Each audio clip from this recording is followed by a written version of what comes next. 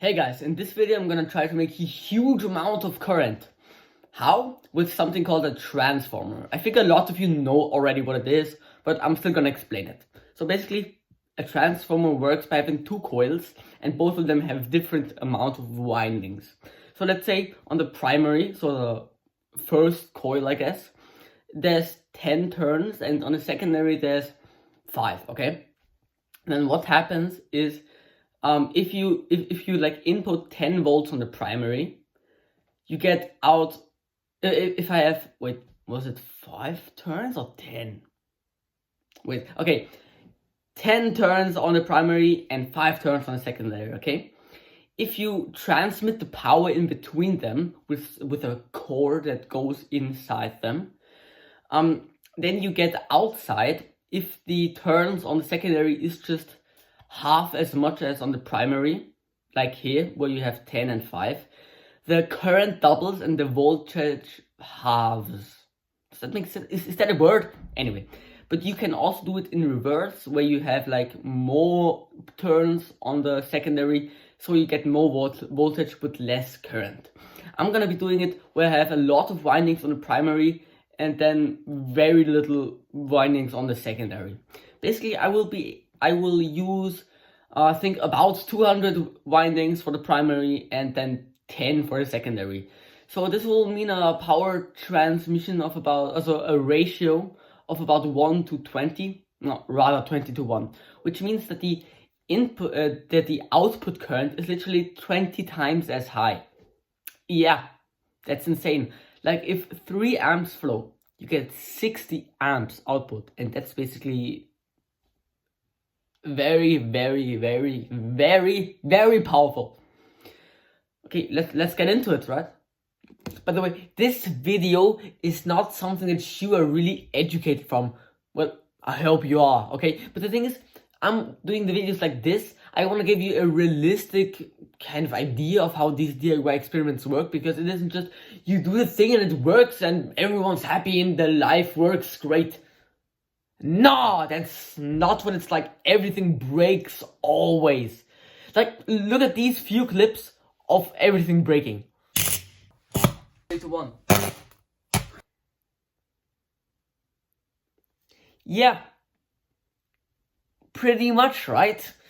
So please note that if you just want to see the results, skip to this point. But if you have any virtually measurable amount of attention span, I think you should watch the whole video if you're interested in stuff like this. You know what's really cool? My school was kind of throwing away stuff they didn't need anymore, and I was able to save this microwave oven transformer from the trash. It's kind of heavy, but the thing is, when I measured resistance, something horrible happened. So between green and blue, the resistance was so high that basically there wasn't, that no current was able to flow. So yeah, there's no connection there. The resistance to black and red was 3 ohms, which is usually the resistance of the primary, but this is obviously the secondary. And the resistance of the, I can't hold this properly. The resistance between those two, which is obviously the primary, was like not even 1 ohm, so there's definitely short in there. Because like, look at how screwed the insulation is. I could just in theory, you see that? I need to wind this all over again. The thing is, for experiments with high current, this is fine. The efficiency won't suffer too much if I don't wind this too much, because obviously I'm not gonna wind this like 5,000 times. I don't have enough time for that. I have other stuff to do, although it might not seem like it. So yeah, the thing is, I won't actually be able to use this for high voltage experiments, but high current, yeah, that should work. Now I just have to find a way to, I just have to figure out how to crack open this, how to get rid of this wire, and then wind it again. I guess I'll have to destroy it. So now I've kind of sawed everything off, but I cannot get the thing out because of this shit. think I broke it. I finally managed to fix the damn thing. Now let's test it out. It turns in the right direction, I think. Oh shit. This is so hard. How much damage did I do? Almost none, what the hell? The damn thing won't turn off. What do you have to do? I don't understand this shit. Hi, it's me 2 days later and I'm done. Now you might ask, am I done with my nerves? Or just that I can't work anymore? That I just am not able to do this anymore? Or with the transformer? The answer is both. Here it is.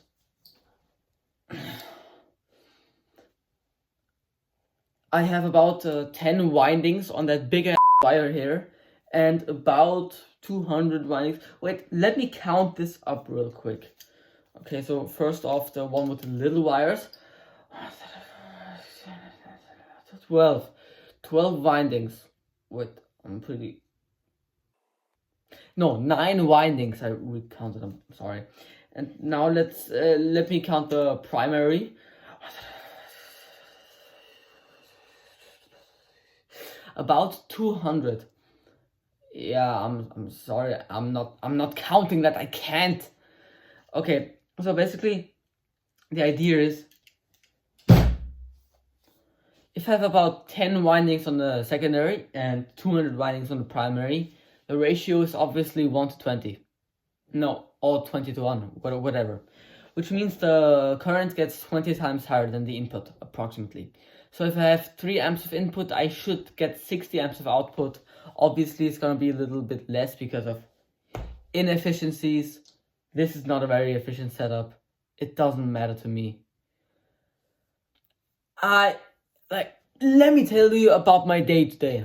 If you want to skip it, go on. I don't care. But the thing is, today I came home, I researched for my next project, and I worked on this trash for 5 hours straight. I'm so happy I'm done. The thing is, how I did it was, basically I have to get the wire always let me take this again. To wind this trash thing, you have to put the wire through there. And obviously I didn't just push the wire through there, but what I did was I folded the wire in half, not in half, in a specific length, 100 times. Probably more than that. Wait, I don't know, I'm really bad at approximating right now. My brain isn't braining really. So this thing always tangled up. Look at this. I had to solve this. That was annoying. It was. But I eventually got it over with. And I'm really looking forward to using it. But I can't do it right now. It's not possible just. Hello, so this is basically how I did it, okay? I have here a windings ratio of 20 to 1, approximately. But I've told you all of that. So the input current should multiply by 20, and 3 times 20 is usually 60. So I'll get 60 amps. I don't think these wires can handle that. But that doesn't matter. This is just about being cool, This is not a scientific experiment.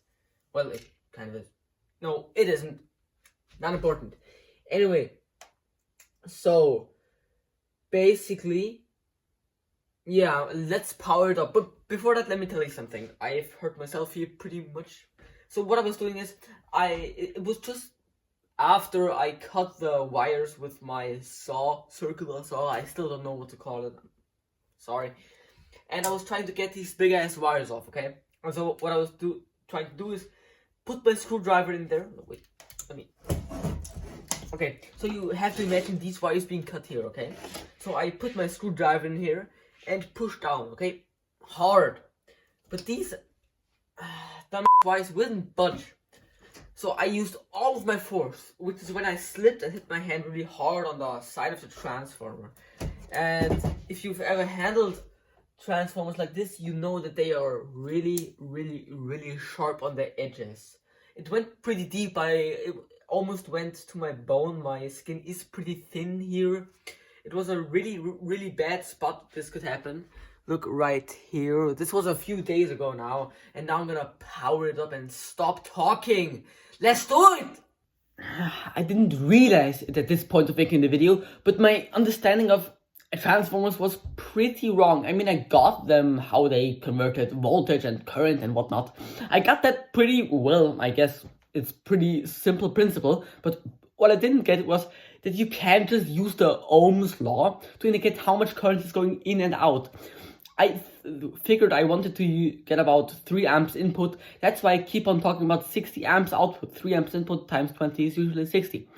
More on that later, why that is. But just know that my knowledge of this is fundamentally wrong. This is, by the way, me recording from the future. So, you might ask, why is it so dark? Because I have an extension cord to which it is now connected, and as soon as I turn it on, the light also turns on. Now I have the multimeter set up here with which I can measure the voltage to see if there is a voltage.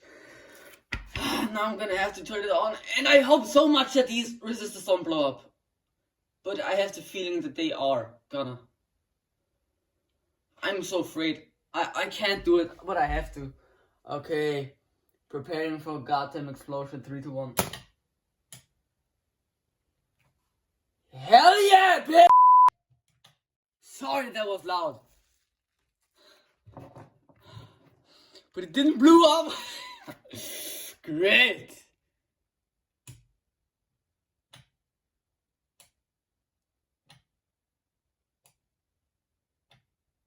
I don't trust this.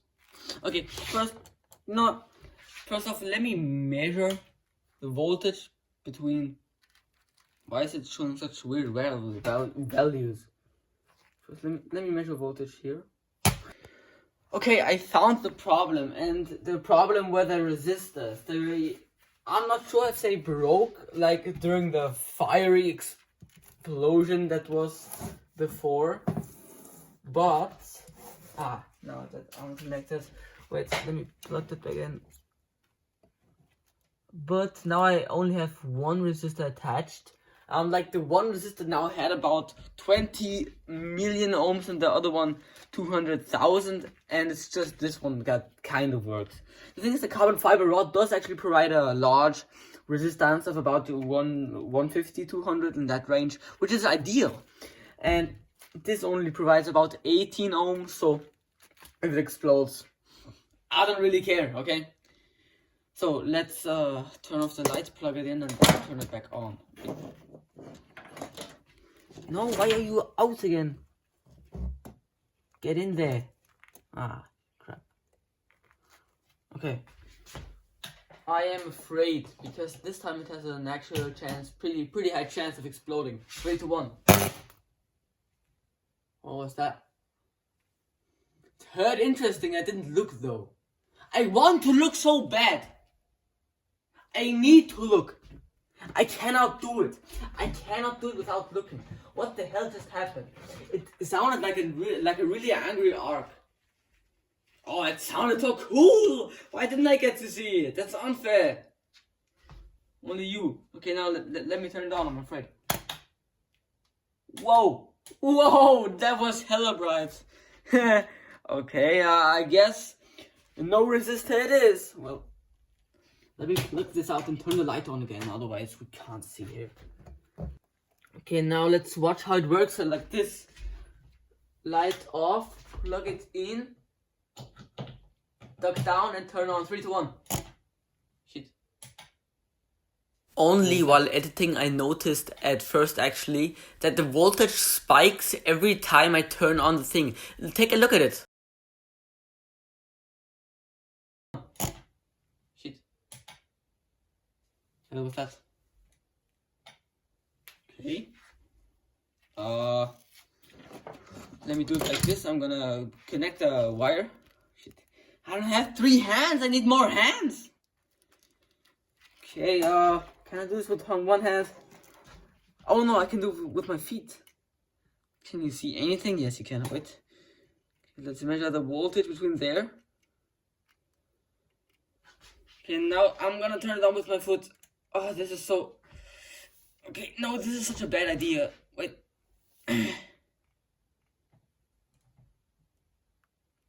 0 volts. Okay. Well, why? Guess there's a no... Oh, well, I am on AC current. What the hell is happening? Why is the... I actually don't think that there's any current flowing. Okay, I reconnected the connections again. And now let's plug it in and see what happens.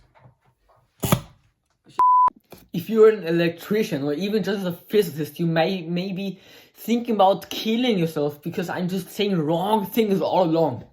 Turns out I was just totally wrong about how transformers work. The input current doesn't depend on just the resistance as I thought previously, but more on the inductance, well, not really inductance, but basically the load of the secondary windings or whatever. So how I got it, at least, I hope this one is correct. The higher the resistance across the secondary, the lower the input current is actually on the primary. Now this means that if you have a short circuit, immensely much power gets drawn from the input. Sorry. Now the thing is, this confused me at first and still doing that, because basically if there was an extremely high resistance across the secondary to the primary, it would just seem as if it were an inductor just in a closed circuit. But I'm gonna try that now to basically put no resistors in there. So now there's no resistors connected, and let's plug it in and hope for the best, I guess. Yeah, I'm kind of afraid because this is, at least to my intuitive understanding, a short circuit. I'm gonna plug it in really quickly. Okay, 3, 2, 1. Shit. Is this what it's supposed to be like? I've heard other transformers and they're all pretty loud too. I guess the vibration. Okay, now this is a pretty low load in the sense that it doesn't have a very high resistance. So huge power will be drawn from the primary. So I shouldn't turn this on for too long. But it shouldn't have to be turned on for too long for the wire to melt. Because it should be around... Yeah, I don't know actually how to calculate the current now when it's not for the resistance. But I guess it will be pretty large. When you think about the extremely high ratio of 1 to 20 in windings.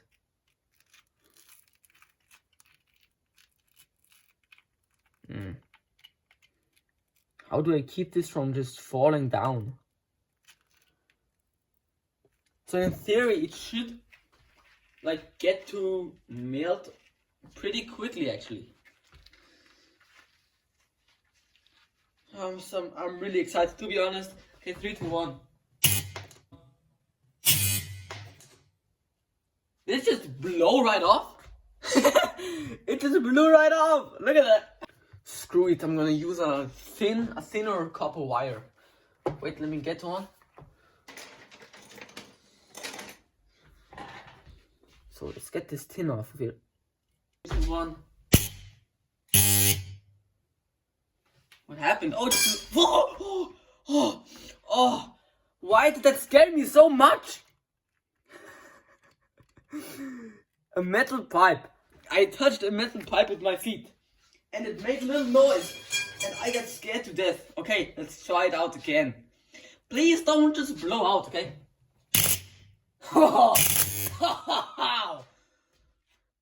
No, I need a better way to fix this. Oh, I have a good idea, a great idea. Even thin wire. So now I have a thin wire here. This was the wire I actually used on my primary. Now turn it off, plug it in, and put my safety guard on and turn it. What's wrong? Hello? No vibrations nor nothing? Are you seeing this? Wait, focus! Focus my camera. Ah, the wire. Yeah, now you can see the wire blew open here. Why? Why? How does something like that happen? Like, literally no other part is damaged except for this one. How? Why? What the hell? So guys, here you have it. Why you should not mess around with 230 volts AC. Now, why? First off, 230 volts AC isn't really 230 volts AC. Why? Because, well, 230 volts are the average of just a voltage. Now, what is the peak? You can multiply the number of the average time with the square root of 2, which is about 1.141 and so on. Why? Well, the voltage is a sine wave, so basically like this. Yeah, what a horrible way to represent a sine wave. Anyway, definitely sine waves do have got something to do with circles and Pythagorean theorems, and I don't completely understand the reason intuitively why you have to multiply with the square root of 2, but I guess it kind of makes sense because in circles with the sine you also have to deal with the Pythagorean theorem, and because like unit circle is usually used for a sine and cosine and tangent or whatever. 1 squared plus 1 squared is usually the square root of the square root of 1 squared plus 1 squared is usually the square root of 2, and so something like that. I haven't like really checked it out.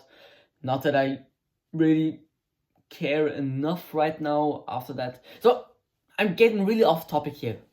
I'm very sorry. Now, here's why you don't mess around with that. So the thing is, while I was winding my transformer, that was something I didn't tell you, okay? How I did it was I took a very, very long strip of copper wire, about 50 meters, then I folded it in a length, like this long maybe, and then I pushed it through the slim thing where just the wires have to go through, okay?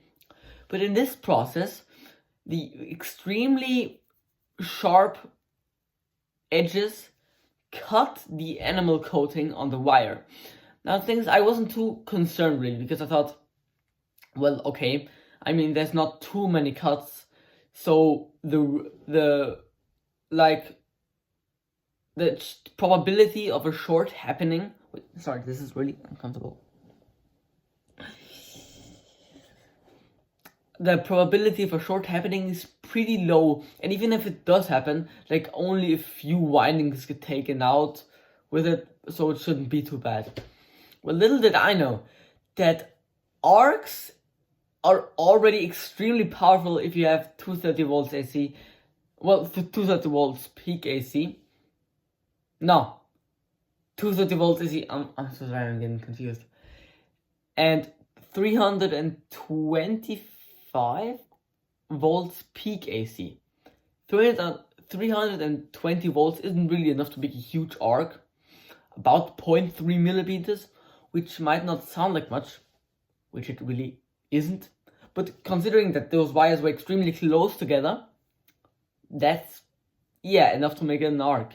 And now this arc heated the material so extremely much that it vaporized the copper. Literally, this is not a joke. I mean that. And so it led to the explosion. The thing is, I didn't even notice it at first. I did see spark flying away, but I thought that could be from anything. Little did I know that that spark was just the indicator that I lost 7 hours of my really great life. Yeah, I'm not too mad though. I mean, I learned my lesson and I had pretty much fun during the few seconds where it did work. Look at that photo. It looks pretty insane, right? Yeah. Also, what could have caused an extreme failure is when the moment when I turned it off. I didn't see any sparks, and neither were there in the video, but it could happen since when you turn off a microwave oven transformer, just in a split second, the magnetic fields in the core aren't just gone, okay? They're still there. And then when there's just, it's kind of complicated to explain, but the magnetic field kind of again energizes the wire extremely much though, giving a way higher voltage than the input itself is for a very short moment. This also could have then made it at least worse. I'm not quite sure if it actually caused the failure. No, I wasn't. Basically, now, right after making this video, I started soldering again. Look at this. Look at this, I was just soldering and I found this happens. That's pretty cool, right?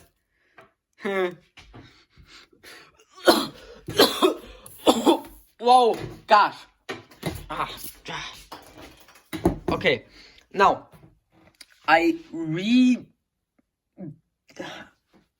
how do I keep on forgetting words? I resoldered the contacts, and those two here probably shouldn't touch. That would be not too good.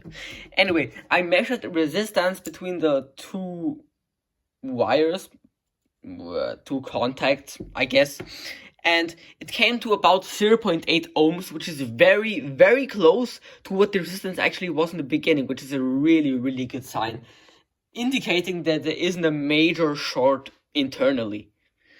If I'm not mistaken, the resistance did rise a little bit, but that may just be due to not perfect soldering joints. So here it is again.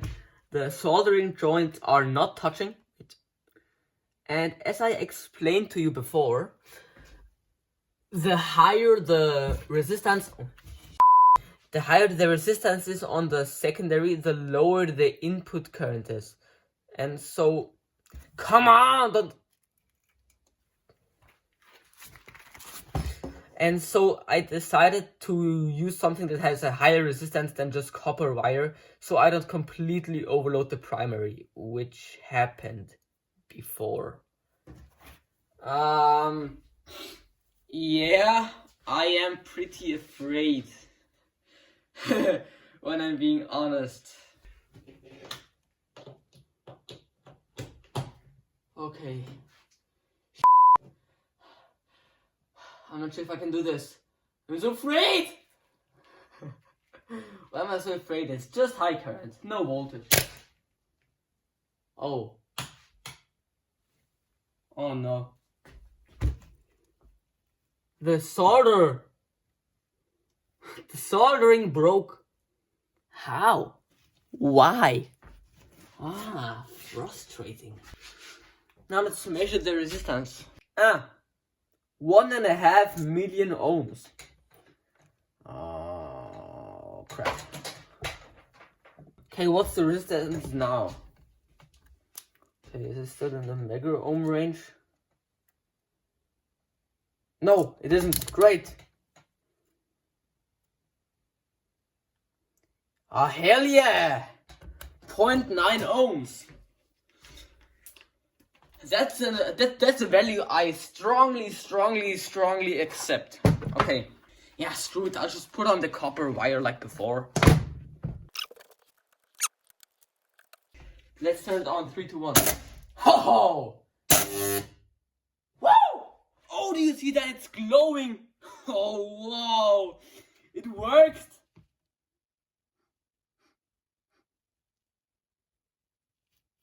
Okay.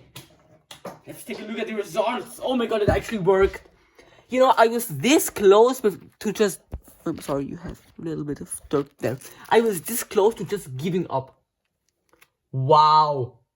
That... that's black. Look at that. In a split second that all of this happened. This melted on. Okay, interesting. And this is totally black. It would be so cool if I had nichrome wire, but I don't. The joint I made broke again. But it's a different one. And the thing is, by measuring, I found something weird. That the joint that I broke right now doesn't really actually matter that much. So I'm gonna try. I'm gonna see now if it still works. Okay, 3, 2, 1. Okay, so I know exactly where I went wrong now. And the mistake wasn't huge. It's just that this wire jumped out. So I'm able to turn it on now. Okay, let's do this. 3, 2, 1. Okay, not much is happening. Interesting. Okay, let's get to measuring.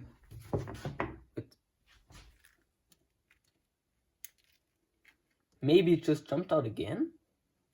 Meh, I mean, it's worth a shot, right? Come on, hold! Come on. It's pretty annoying. Why? Come on, stay up here, man. Thanks. Yes, no!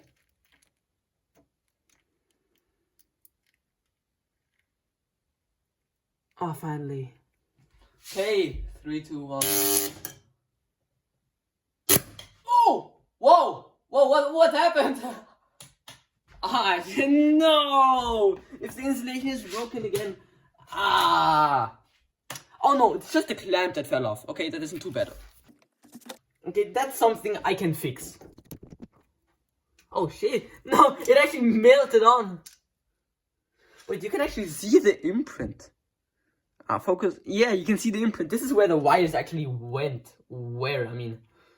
Okay, so looks like this one solder I made was actually pretty useless. Doesn't have any effect since it's broken. Okay, now this is really... I put it on hard. If that makes any sense. Put it on hard, does that make sense?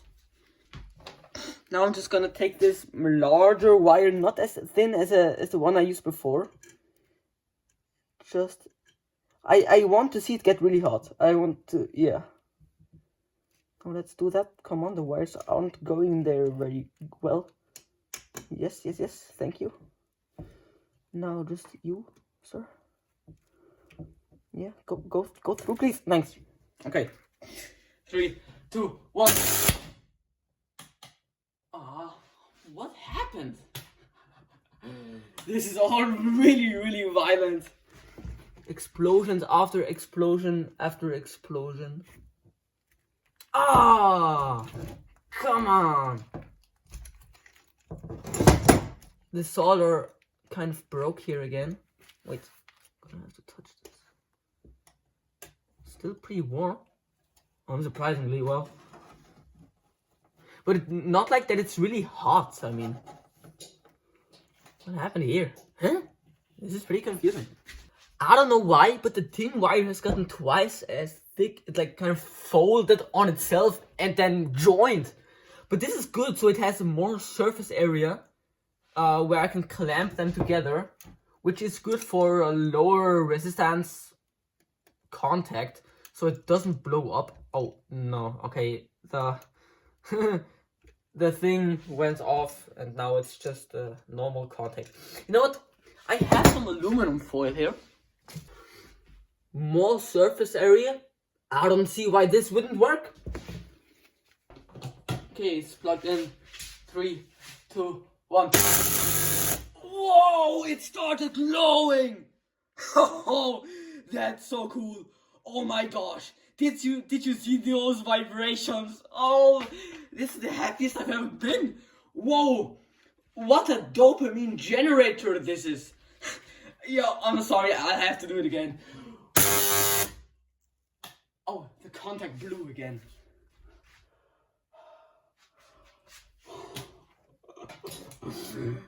That's got to be one of the coolest things I've ever done in my life. Okay, come on.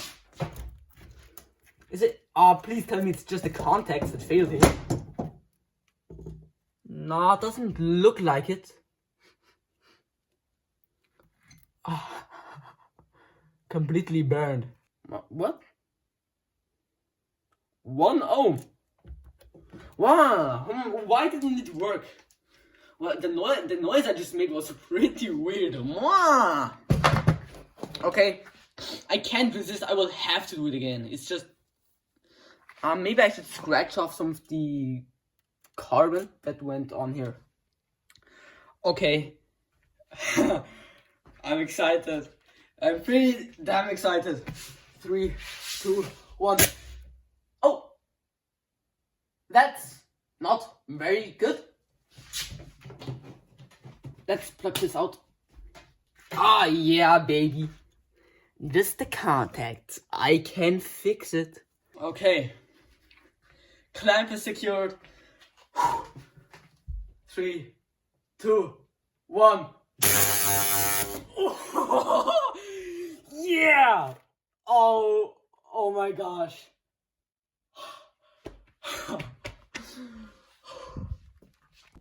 You see, this is why you should never ever in life give up. I was extremely close to just giving up because it took so long to wind the transformer and I didn't think it would work yet and just blow up on another spot somewhere. And it didn't. So please, do not give up. I was extremely close to. And this made my day and my week. I don't know, it just made me really happy. But the video is not over yet. You're in for a treat. I've had a great idea. I've had this chunk of tin, well, soldering tin, so there's some plastic in there, but it doesn't really matter. I've had this chunk of soldering tin lying around for pretty long now. And so now what I did was put a can there, and then it's gonna heat up really much. Hopefully to 200 degrees, but you know, it brought copper to glowing at about, I don't know, at which temperature does copper glow? Maybe like 1000 degrees C. So I figure it should be able to melt tin at about 200 degrees Celsius. Then I'm gonna put it in there. I just made 2 holes. I wasn't able to think of a better form to use. Let's get you fixed here. Let's do it. This is probably one of the coolest things I've ever done. Wait, like this? Yeah, that should be fun. So, okay, I'm like really excited right now. 3, 2, 1. Oh, what? Oh, it flew out. Okay, it blew out. Okay, not very ideal, I guess. Okay, this is about as deep as it gets. Now let's turn it off. Let's turn it on. Okay, 3, 2, 1. Whoa! What the hell? Okay, I think the transformer is broken now. Okay, let me turn it on to see what happens, but I don't think it's gonna it survived that. Yeah, no, it didn't. It's an arcing generator. Look at this. Wait, look. Ah, now, come on, what happened now? Why aren't you arcing? It arced so great before. Wait, I should plug this out maybe. Now it's broken. But I had some great time with that. Is it molten somehow? Nah, doesn't look like it. Okay, maybe this isn't supposed to be run for a long time. So I turn it around now and look at this shit. It's so... I don't know what happened here. What is that? Oh, the insulation definitely went off. Oh, sorry, I was filming not well right now. The insulation went off here. You can see that. But I wonder why. Okay, some pliers. Pliers. Oh, shit. Okay, that was hot. Some wires blew open here. Look, can you see it? Well, all you can see on the camera is a mess. But still pretty goddamn cool. So, to conclude, although dangerous, making transformers at home is extremely cool. Please still don't do it. Especially if you're doing high voltage transformers, because they are way more dangerous. I mean, in theory, high current transformers could give you extreme burns or burn down your house, but it won't directly kill you in a millisecond, which is something that only high voltage can do. So, yeah, please don't do it at home. And I really hate saying this because I don't want to sound needy, nor do I want to be needy. But can you please give this video a like? It'll really help with the algorithm and such. And if you already watched until here, I'm figuring you liked it. So if you like this video, YouTube will recommend you more like it. Yeah, bye I guess.